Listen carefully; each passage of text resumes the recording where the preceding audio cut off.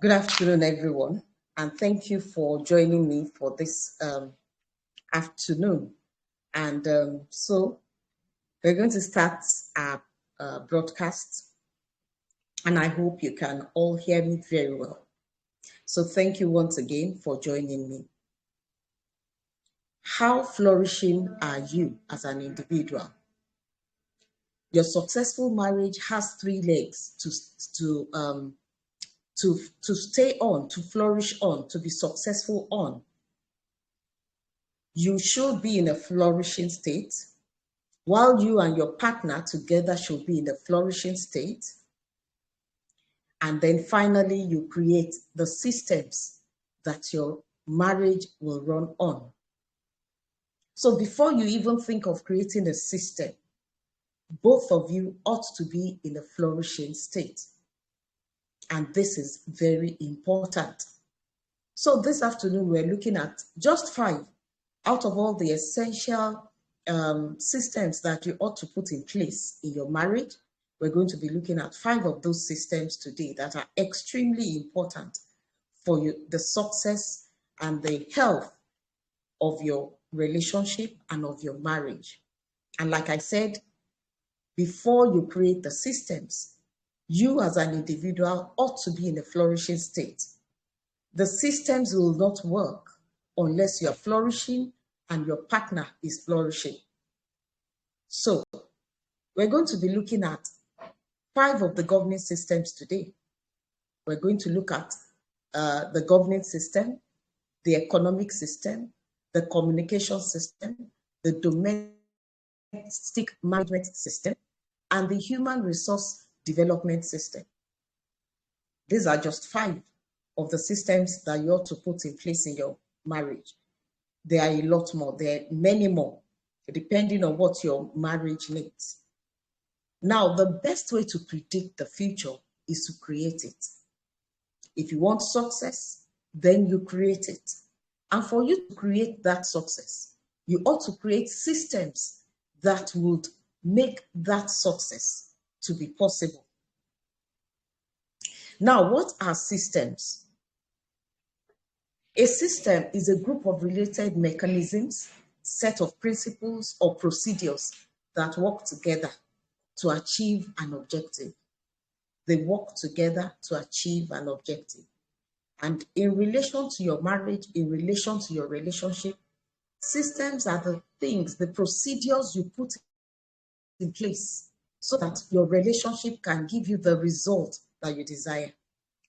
It will be mere wishful thinking if you desire to have a successful marriage, if you desire to have a happy marriage, if you desire to have a flourishing marriage, but you are not doing anything for those things to come to play or for those things to come to pass.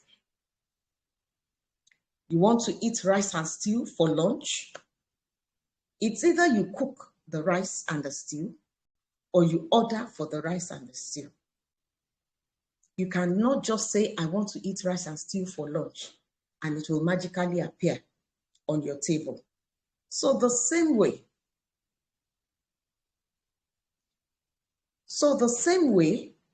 if you want to have a marriage that is flourishing, a marriage that is successful, you've got to put in place the systems that will give you that success. So that is why I said, just like that's why it said that the best way to predict the future is to create it.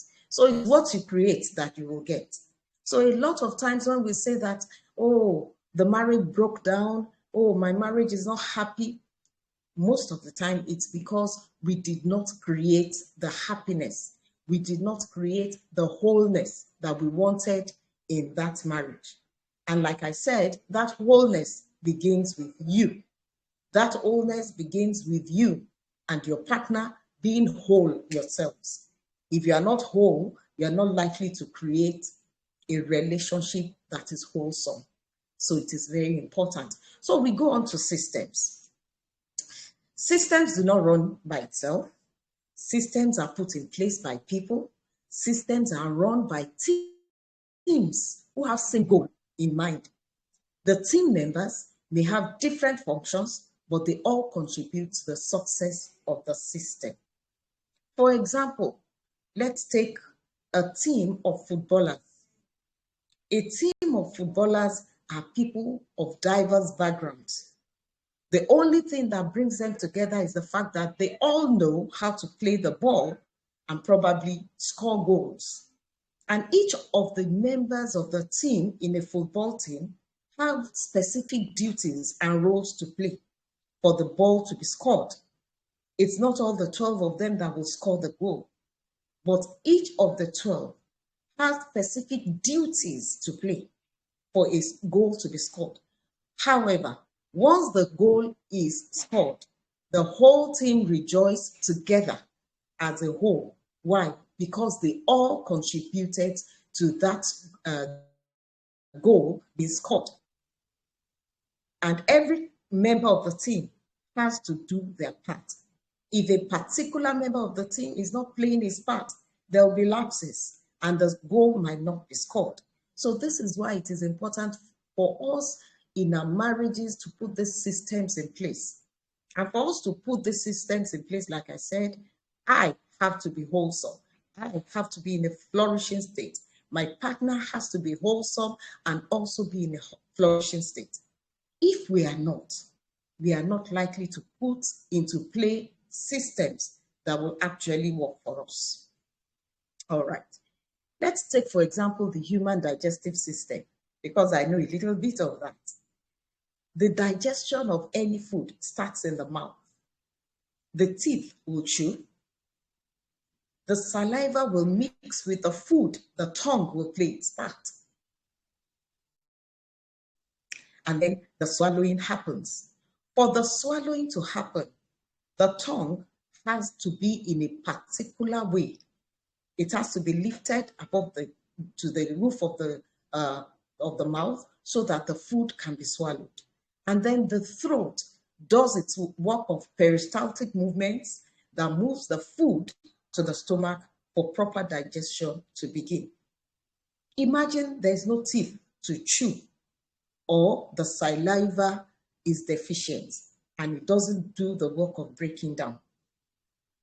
Which is why a lot of times when elderly people are to be fed food, they usually cut it up into very small bits for them so that they can swallow it as soon as possible, probably because they don't have too many teeth to do the grinding. And then the throat passes the food down to the stomach. If the peristaltic movement in the throat is not working, the food is going nowhere. So the same it is with systems that will set up. Like I said, if we're not flourishing as individuals, our systems that we want to put in place is not going to work effectively the way we want it to work. So the different components have to be working properly and working together, and there will be synergy in the working together if we are to guarantee the outcome that we desire. If one component along the way of chewing the food and digestion is not working properly, it may lead to malfunction, and this will cause issues of ill health or sickness, the same way in our marriages. Unless we are whole and flourishing, if we decide to set up systems, they will not be as effective as possible. So your marriage stands on 3 legs: the flourishing you, the flourishing us, and then the flourishing system. You see that flourishing is in each of the pillars. So you have to flourish, your partner has to flourish, and then you both will be able to create the flourishing systems that you desire. So we're looking at 3 of those systems today.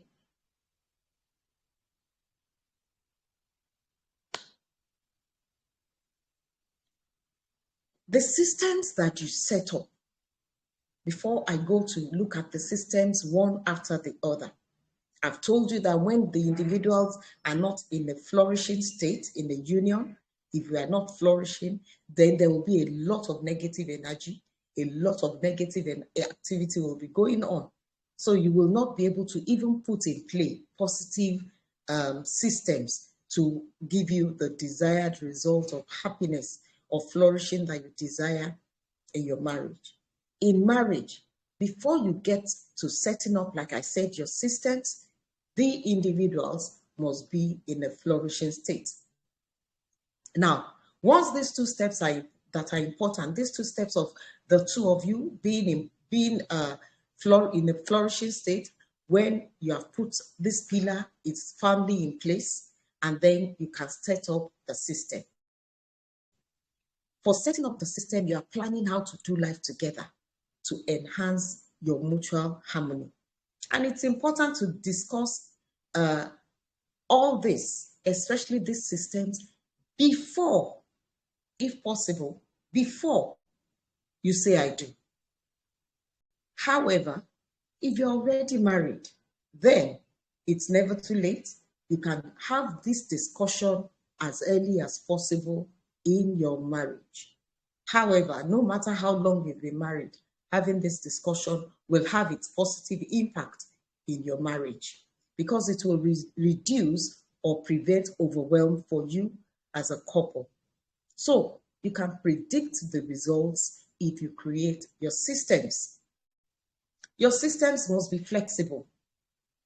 Your system that you create to run the wheels of your marriage must not be rigid. You must not say this was how we said we will be doing a particular thing 3 years ago, and that is just how we should continue doing it. Your system sometimes might need review. So be ready for a flexible system. Your system must also be organized. You have structures in place, and this is how we will be doing things. After, if we do this, we will do this, we will do this. 1, 2, 3. So your system must be organized. And then you should be consistent. Once you put a system, you put your system, you write the system down. You should be consistent in following that system. Not that you follow it today and then 2 days again, 2 days from now, when the issue comes up again, you just do it anyhow. You don't follow the system. If you do this, then you will not be consistent. And because you are not consistent, it will not become a habit. It is something that we do consistently that will become a habit, and that eventually will become a culture that even the children will grow up and see us do. The system must also unite you. You are not setting up this system so that somebody can win, so that somebody can be the loser. No, you're setting up this system for the two of you to be united, for the two of you to be whole, for the two of you to work towards the same goal. So the system must unite you, and then the system must be simple. Please don't create systems that are too complicated.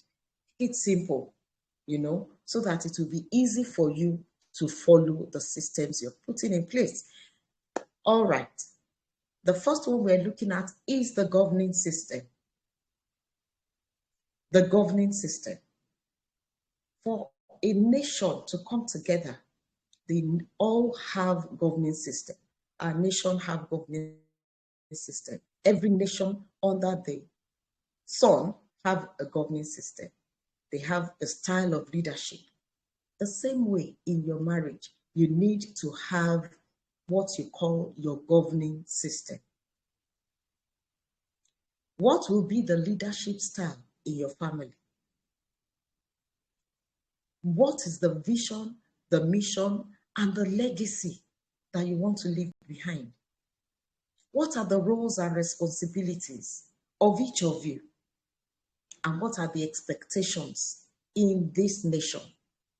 You know that your family is the smallest unit of a nation, because it is from the family that the society comes from, and then the nation is built on. So the family is the smallest unit. So as the smallest unit, you need your family governing system. I used to say that my husband is the president of my family, while I am the vice president of the family. What is the governing system you desire to operate in your marriage? It's a discussion, it's a communication, it's a discussion that both of you will sit down to talk about, not something that you will, maybe the man or the woman will just pass an order by fiat and say, this is how we're going to be doing this in this marriage. No, both of you will sit down. Who will take decisions concerning this or that? Who is in charge of this or that? What are the processes for decision making? What are the roles and responsibilities of each of us? Are the roles fixed or gender-based? Would you say, oh, it is the wife who must cook in the house? What if your wife is a pilot who stays for breakfast in London and then for lunch somewhere else, and she's not home to prepare breakfast? Will you still insist that your wife should make the breakfast? So the decision to do things and how to go about doing them in your home is very important. Will there be role switching? Okay, you do the breakfast today, I do the breakfast tomorrow. Is that what we're going to do? When and what are we going to outsource? Are we going to outsource catering? Are we going to outsource and have a baby minder, a nanny for our children? Or are we going to have a family member coming to stay with the children? How are we going to govern our home? The leadership style, the family manifesto. You have to have a manifesto for your family. What is it that your family is to carry out? This union, what is it to carry out? What is the vision for this family?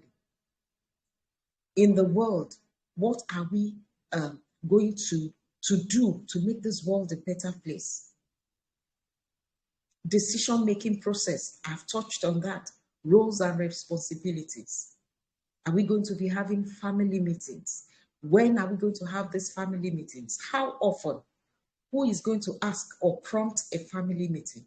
Or do we just set the family meeting at particular and specific times of the year? Are we going to have a family coach? Are we going to have a family motto? These are some of the things that you need to set up as your governing system.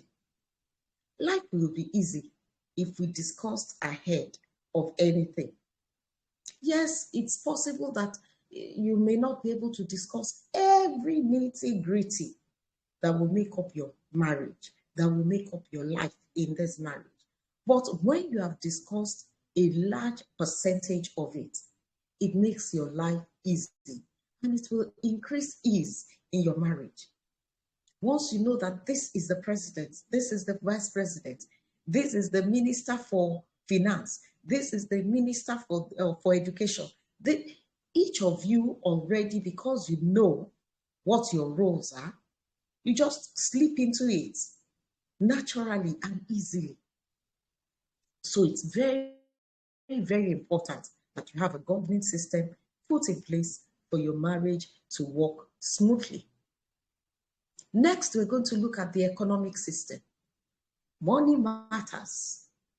And this is to explore earning power optimization potentials. I call that, how do we make it? How do we save it? How do we spend it? How do we preserve it? How do we invest it? How do we entrust it to the next generation? I'll go over that again. How do we make it? How do we save it? How do we spend it? How do we preserve it? How do we invest it? And how do we entrust it to the next generation? Money, finance, economic system. We need to put the system in place. It is very, very, very important. If the system is not in place, you know how difficult it is to discuss about money in marriage.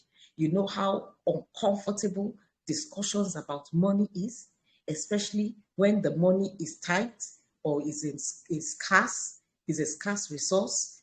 But if even no matter how scarce money is in your relationship, once you put this system in place, honestly, you have a better chance of having even money discussions afterwards in your marriage. So this discussion is very important to be had before you say I do, because this is one of the things you're saying I do to. So you've got to know what exactly you're saying I do to. Finance is one of the three major problems in marriage.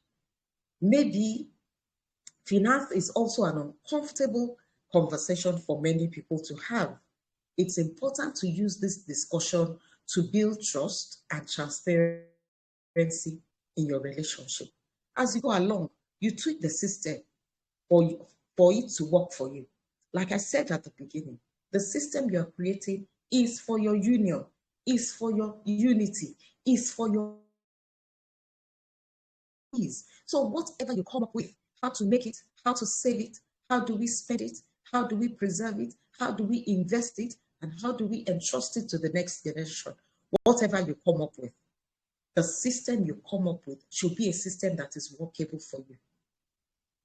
Of course, for you to be able to look at money properly and discuss it, you ought to also look at your background, at your upbringing, and at the things that you learned about money from your family of origin. What did you learn about money? From my family of origin, I learned that money is scarce. I learned that you manage the resources that is available. And that affected me in my marriage.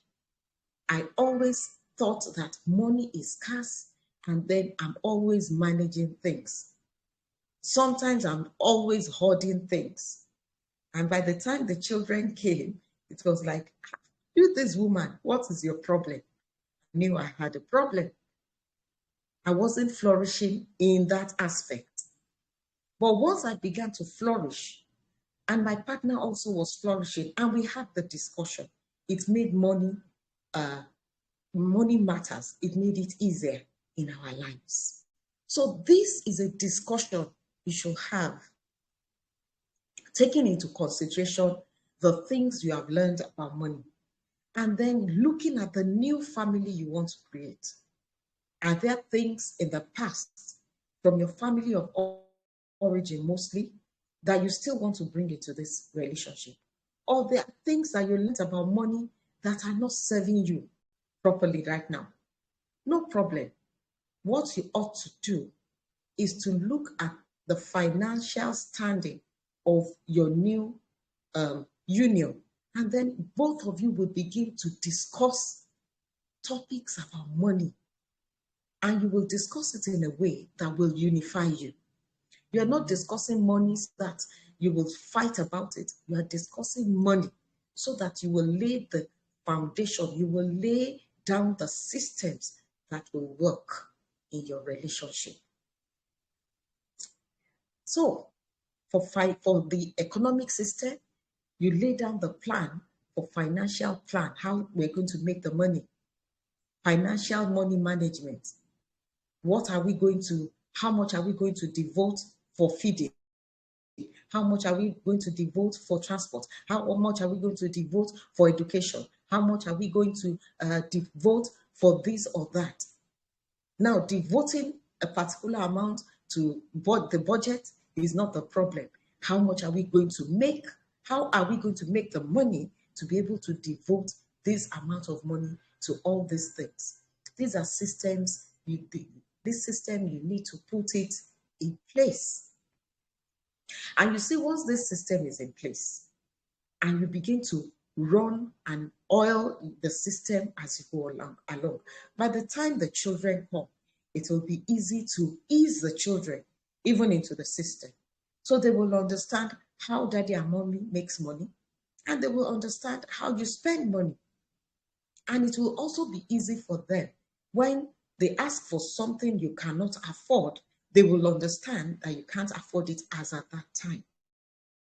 I remember when my child was young, my first child was young, and every time he comes up with he wants this or he wants that, my first rejoinder to his desire to have something is to say, I'll put it on the budget. At a point, my son will start crying. Is it everything you put on the budget? And then as he grew up and he understood what budget was and the importance of budget, so he wasn't crying anymore.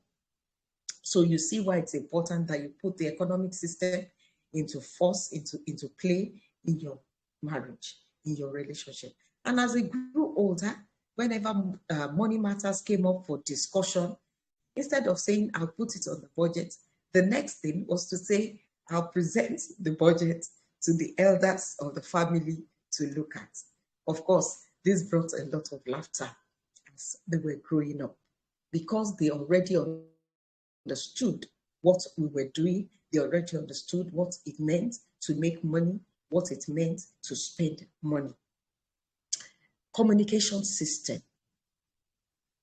Of course, this is to create a communication system with acceptable codes of communication, promise, and feed-forward process. We all know that communication is one of the very, very tough problems and conflicts, causes of conflicts in relationships. Communication is the life wire of any relationship. When you don't communicate the way your partner can hear or receive it, or when you communicate in a way that your partner does not understand. So there's a breakdown between you that is passing the communication and then the person that is receiving. That gap in the middle is where the conflicts begin.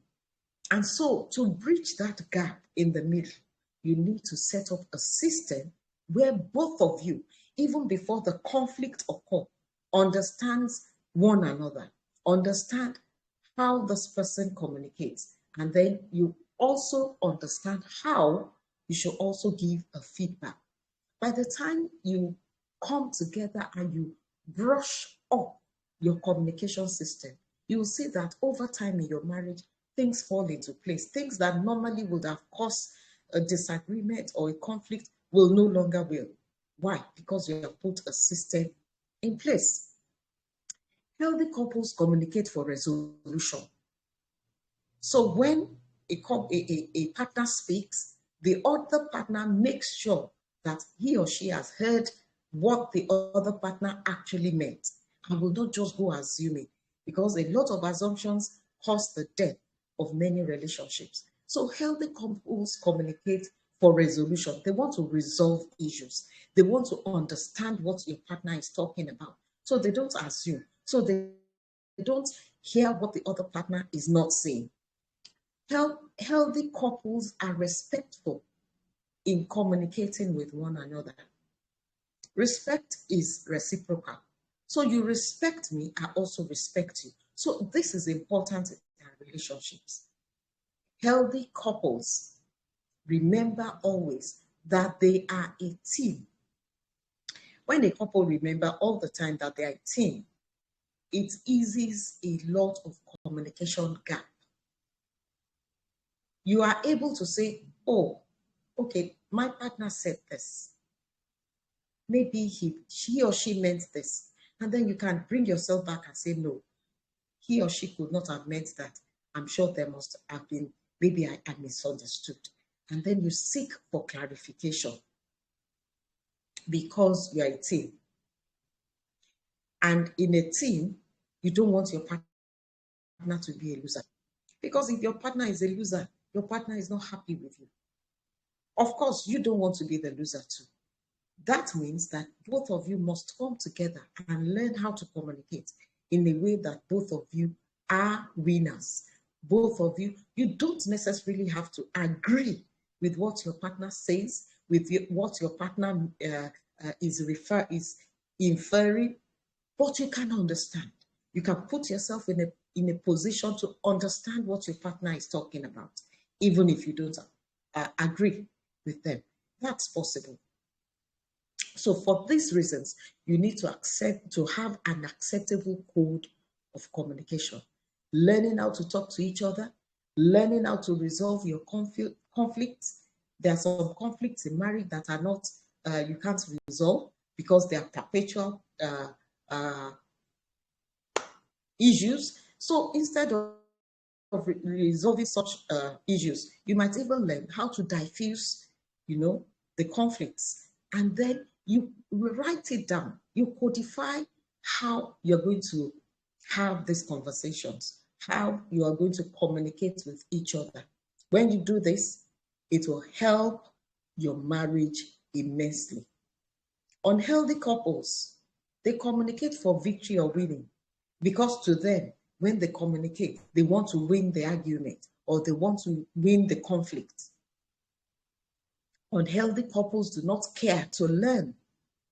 Healthy couples want to learn about their partners. Healthy couples want to learn how to speak to their partners, to bring out the best in their partner, to receive the best from their partner. But unhealthy couples don't care, because their communication is filled with so much anguish and so much struggle for power, for control.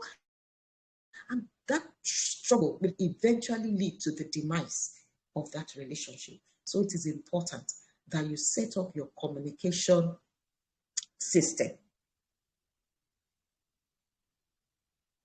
Dr. Gottman, a renowned theorist about marriage and relationship, he says it's not if they fight, it's how they fight that is important. And you know that communication is the genesis of a lot of fights. So there's no if about it in our relationships. We're going to have conflicts. But how are we going to have that conflict? So you codify it. When we're having conflicts, how do we resolve it? This is important. So it's important to codify your family communication style. And once you put the system in place, it reduces friction, it reduces a lot of stress in your marriage, because you will be hearing what your partner is saying. You will not be inferring. So to have this conversation, you need to put in place a communication style that you will have with your partner, the kind of language you will use with each other, and the kind of language that is not acceptable. You need to define it. You need to communicate how are we going to repair, like I said, how are we going to resolve our conflicts? Okay, when we have an issue and it seems as if we can't resolve it by ourselves, do we call it a third party? Do we approach a counselor? Do we call another person, and probably an elderly person or an elderly couple, to come and help us resolve it? Or do we just resolve it by ourselves? If we're resolving it by ourselves, what are the steps to take? All these need to be codified. And then this communication system is not going to be rigid, because the communication that worked probably 3 years ago, before the children came along, might no longer work today. So there might be the need for you to review your communication system once in a while. Of course, it shouldn't be too often. So whatever system you have put in place, see it, work it out, maybe for 3 months, for 4 months, see how it works. If it's not working, then you can sit down together and fashion out what you think will work better. So you need to have review days for your communication system. What about appreciation days? You need to have days where you appreciate one another for following up on the communication system.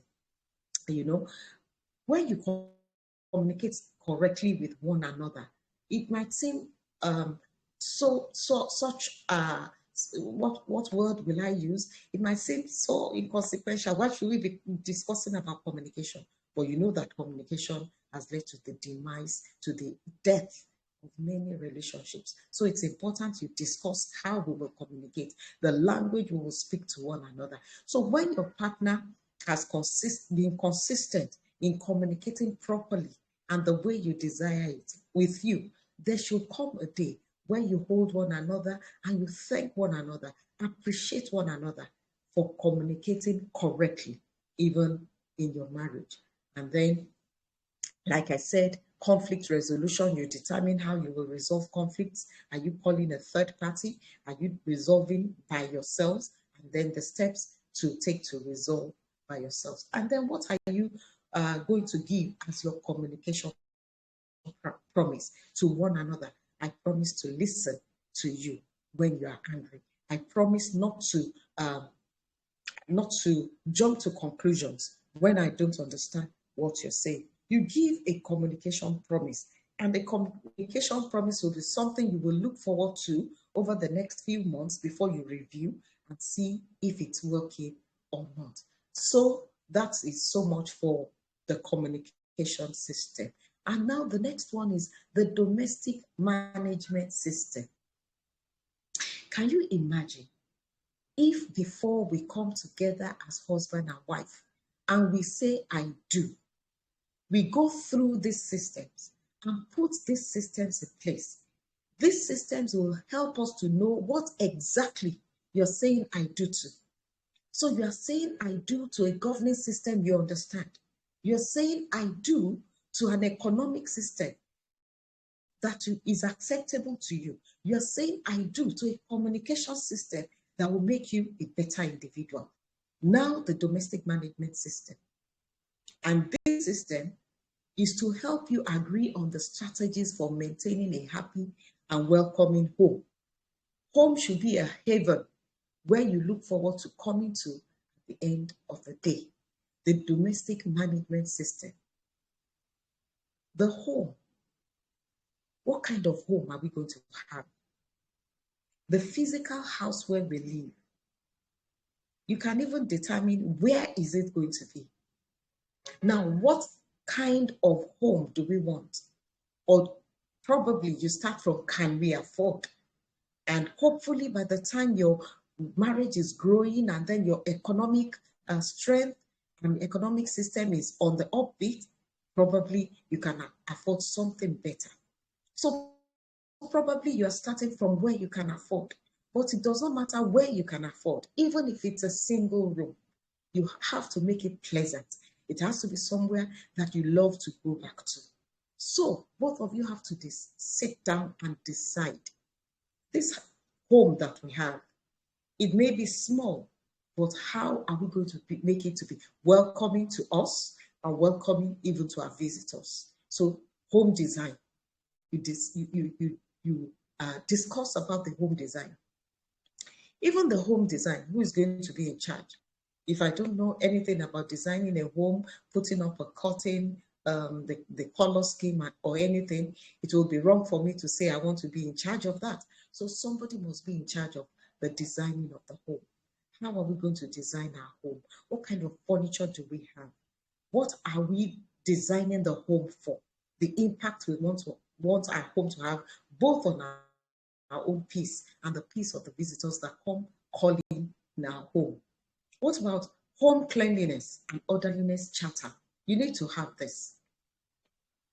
If you're married to somebody who does not care where they leave their socks or where they leave their spoon or their plate or their cups, and you happen to be the one that is very particular about how your bed should be laid, about how the seat should be positioned. If you have somebody who doesn't care, but you care, that means you might have to be in charge of home cleanliness, orderliness charter. When you write into the charter that you might be the one that will be in charge of that. But someone have to be in charge. Someone have to take the charge of it. And it has to be the person that has the capacity to do it, that has to be in charge. So you must have a home cleanliness or orderliness charter. And honestly, if you have this charter in place, when the children begin to come, it will also help them to grow into this kind of charter. What about the home restocking system? You need to think about this and talk about it and then write it down. Who is going to be in charge of restocking the home? Who is going to shop for the needs of the home? How is the shopping going to happen? Is it once in a week? Is it once in a month? Is it once in a quarter? What are the things that we're going to restock? How are we going to restock it? You have to talk about this. A friend of mine told the man who came to ask her hand in marriage and told the man, look, I don't know how to cook or how to take care of the home. And the husband said, that is no problem.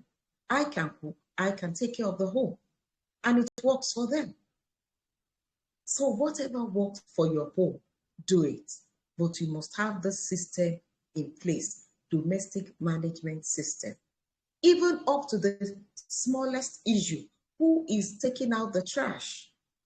Is it going to be taken out daily? Is it going to be taken out weekly? Who is taking out the trash? This should be put in place so that it will not in the future cause a problem, cause a conflict. So the domestic management system is important for you. There are a few more questions that you need to ask one another as you are having that discussion. Some questions are going to be thrown up that you ask each other. But the important thing is, as you are creating this system, please don't say we have created a system and then you tell me that your system is in your head. No, you can't put your system in your head. Your system has to be written down. I'm yet to see the constitution of a nation that is not codified. So these are your constitution that you are writing about. So you must write them down, because it is when it is written that you can refer to it. It is when it is written that you have something to review. It is when it is written that you have something to refer to. All right. So the next thing, the final one we're going to look at is what is called the human resource development system or the education system. In other words, we want to create strategies for continuous intellectual development in our marriage, for continuous enlightenment of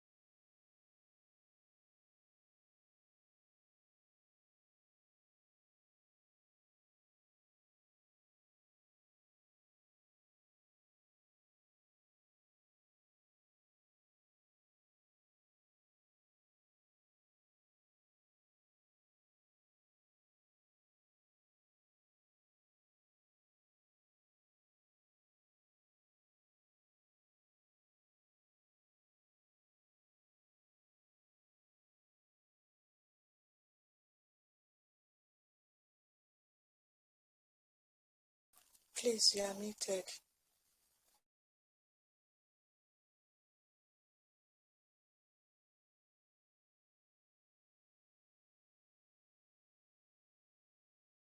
Ma, your audio is lost, if you can hear us. My goodness, oh goodness, I'm so sorry. Can somebody talk to me? Where did you lose me so that I can backtrack a little bit?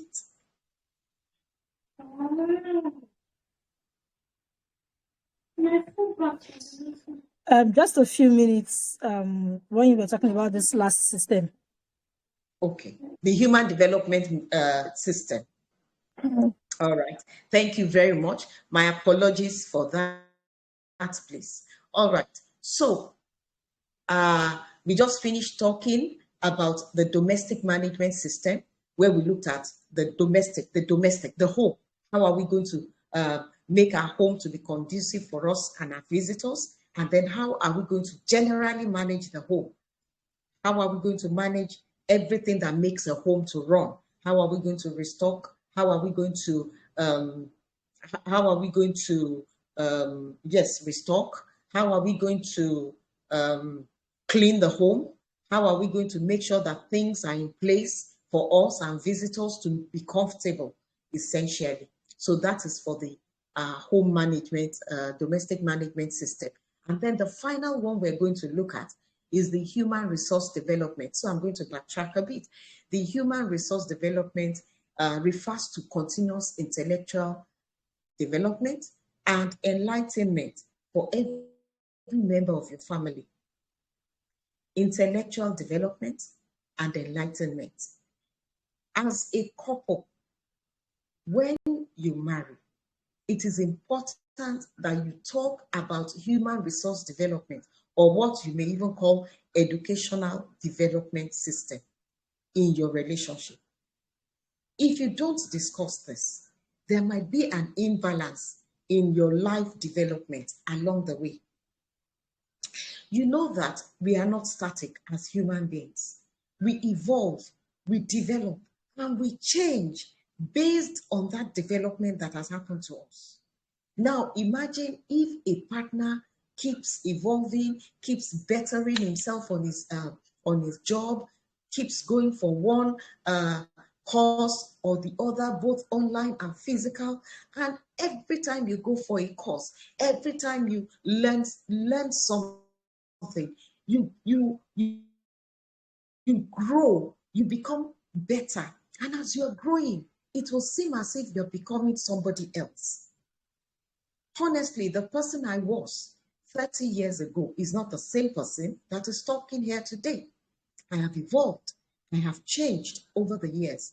And this change is not just due to just my growth as a human being, but it was due to sometimes learning, going for courses, learning one thing or the other.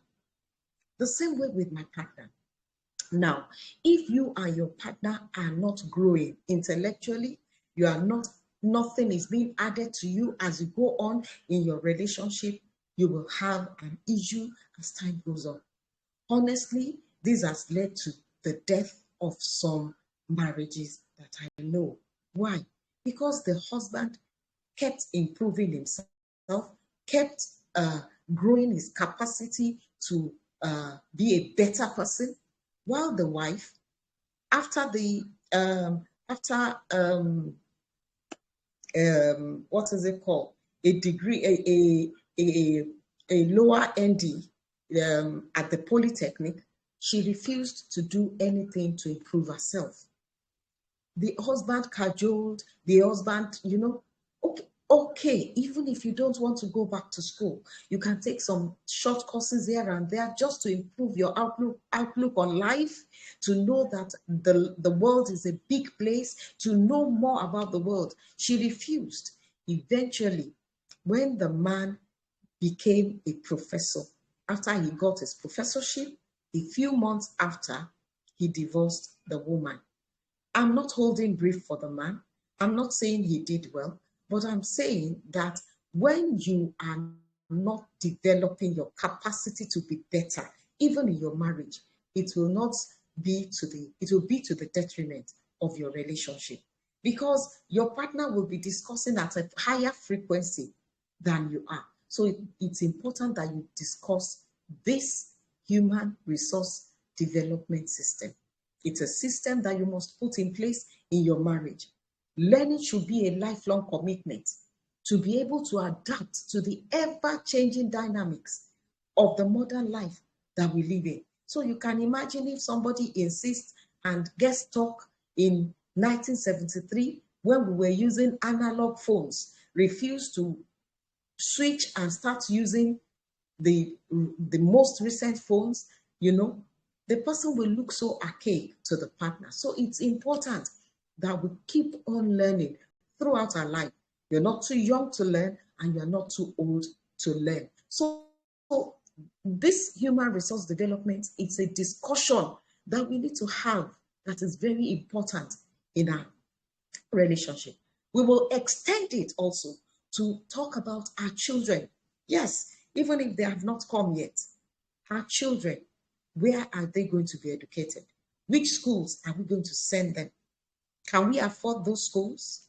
How are we going to make sure that we are able to afford those schools by the time they get to go to those schools? You need to discuss it. What schools will our children go to? How do we want to raise our children to be? Some parents have gone ahead to raise children in a particular way. And like I said at the beginning, for the future To have the kind of future you want, you must create it. To have the success you want in the future, you must create it. So when you create, you give the kind of education you want to give to your children, will also have an impact on their lives as they grow up and become adults on their own. So what kind of education do we want to give our children? Where do we want them to study? How far are we ready or willing to allow our children or to encourage our children to study? Are we going to allow them study according to gender? Are we going to stop the girl child at the first degree because she's a first child and she's going to end up in marriage? Is that your thought? Or are we going to only educate the boy child because it's a guy, is a man? Is that your thought? So you have to think about what the education style you want to put in place, because the education style you put in place, like I said, will impact both your home and the lives of your children that are coming. So these are just a few of the systems that you should put in place in your marriage. And it's good that you put the systems in place before you say, I do. Like I said, so that you will know what exactly you are saying I do to. You will know the governing system you're saying I do to. You will know the economic system that you're saying I do to. And because both of you have conversed about it, probably somebody has dropped a particular thing that they were so hung up on and said, okay, let me align with you. And then you have synergized, you have come together, and then you have come up with a working document for your home.